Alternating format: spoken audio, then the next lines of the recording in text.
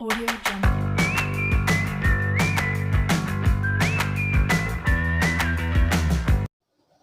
Assalamualaikum warahmatullahi wabarakatuh. Selamat pagi anak-anak. Hari ini kita belajar tema 6, subtema 2, pembelajaran 3, muatan bahasa Indonesia dan SPDP. Sebelum kita mulai belajar, mari kita membaca doa dulu bersama-sama. Bismillahirrohmanirrohim. Gimana? Sudah siap untuk belajar? Kalau kalian sudah siap, kita mulai ya. Tahukah kamu bagaimana cara membuat kesimpulan dari suatu bacaan? Nah, cara untuk membuat kesimpulan isi paragraf yaitu kalian baca teks dengan teliti. Selanjutnya, kalian tentukan kalimat utama paragraf. Kalimat utama biasanya terdapat di awal paragraf. Selanjutnya, kalian tentukan ide pokok paragraf. Ide pokok biasanya terdapat dalam kalimat utama. Selanjutnya, kalian tentukan informasi penting dari kalimat-kalimat penjelas.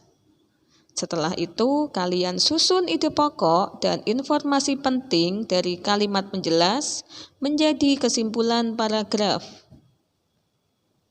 Perhatikan contoh berikut. Coba baca teks berikut ini dengan cermat. Setelah kalian membaca, kalian akan menentukan kalimat utama.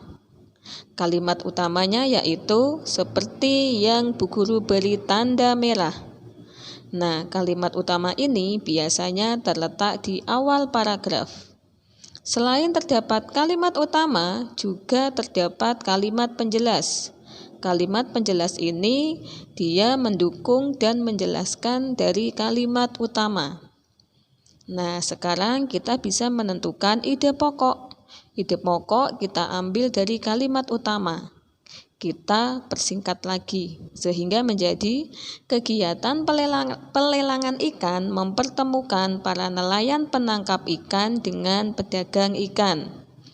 Setelah itu, kita tentukan informasi yang ada dalam kalimat-kalimat penjelas, di antaranya pembeli melakukan penawaran dibantu oleh juru lelang. Pembeli dengan penawaran harga tertinggi mendapat barangnya. Nah, ide pokok sudah kita dapat, informasi penting juga sudah kita tentukan, selanjutnya kita tinggal menyusun. Kesimpulannya yaitu kegiatan pelelangan ikan mempertemukan para nelayan penangkap ikan atau penjual dengan pedagang ikan atau pembeli. Pembeli melakukan penawaran dibantu oleh juru lelang. Pembeli dengan harga tawaran tertinggi akan mendapat barangnya. Nah, sudah paham? Kita lanjut ke materi berikutnya. Nah, dalam gambar tampak ada dua orang anak sedang membaca buku cerita di perpustakaan. Nah, anak itu berkomentar kalau ceritanya yang dia baca itu bagus sekali. Kemudian temannya menyarankan supaya temannya itu meringkas cerita biar selalu dia ingat. Nah, tahukah kamu bagaimana cara meringkas bacaan? Caranya yaitu baca dengan cermat bacaannya. Setelah itu, tuliskan informasi penting dari teks tersebut. Selanjutnya, masukkan informasi penting bacaan dalam ringkasan. Yang terakhir, baca kembali hasil ringkasan dan periksa kelengkapan informasi penting bacaan. Jangan sampai ringkasan yang kamu buat itu melenceng dari bacaan yang kamu baca. Perhatikan contoh berikut. Berikut adalah contoh bacaan mengenal tari pendek dari Bali. Coba kalian baca cermat. Setelah kalian membaca dengan cermat, kalian bisa menentukan informasi penting pada paragraf pertama, yaitu tari pendek berasal dari ritual sakral Odalan dan dipentaskan secara berpasangan atau massal dengan membawa bokor, sesajen, dan bunga. Untuk informasi paragraf kedua yaitu tari pendet menceritakan tentang dewi-dewi kahyangan yang turun ke bumi. Setiap penari membawa bokor yang berisi sesaji dan bunga yang akan ditaburkan ke tamu undangan sebagai simbol penyambutan. Nah, selanjutnya kita tinggal menyusun ringkasan dari informasi penting yang sudah kita dapat dari paragraf 1 dan paragraf 2. Kita gabungkan saja sehingga menjadi tari pendet berawal dari ritual sakral udalan dan dipentaskan secara berpasangan atau massal dengan membawa bokor, sesajen, dan bunga. Tari ini menceritakan tentang dewi-dewi kahyangan yang turun ke bumi. Setiap penari membawa bokor yang berisi sesaji dan bunga yang akan ditaburkan ke tamu undangan sebagai simbol penyambutan. Nah, mudah bukan? Semoga kalian paham ya. Kita lanjut ke materi berikutnya. Perhatikan gambar berikut. Masih ingatkah kalian apa itu pengertian pola lantai?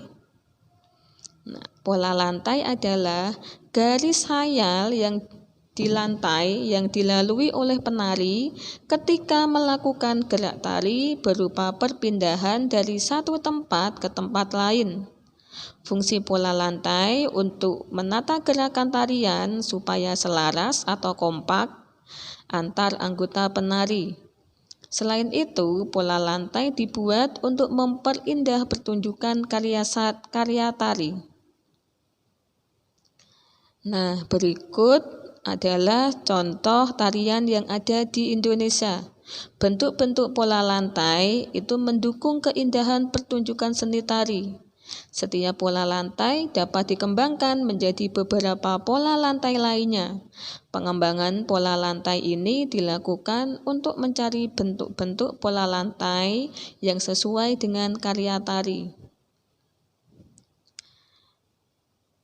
Nah, jenis-jenis pola lantai itu yang utama yaitu ada pola lantai garis lurus dan pola lantai garis melengkung. Untuk pola lantai garis lurus itu terdiri dari horizontal, vertikal, diagonal. Sedangkan untuk pola garis melengkung itu ada pola lingkaran, angka 8, lengkung ke depan, lengkung ke belakang.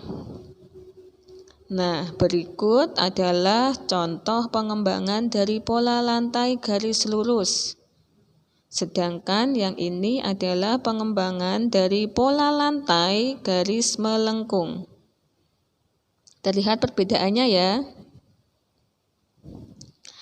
Nah, sedangkan untuk gambar yang ini adalah pola lantai yang dilakukan oleh penari tunggal.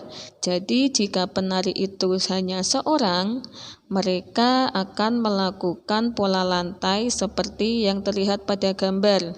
Sedangkan jika mereka melakukan tarian itu secara berkelompok, mereka akan melakukan pola lantai seperti yang terlihat pada gambar.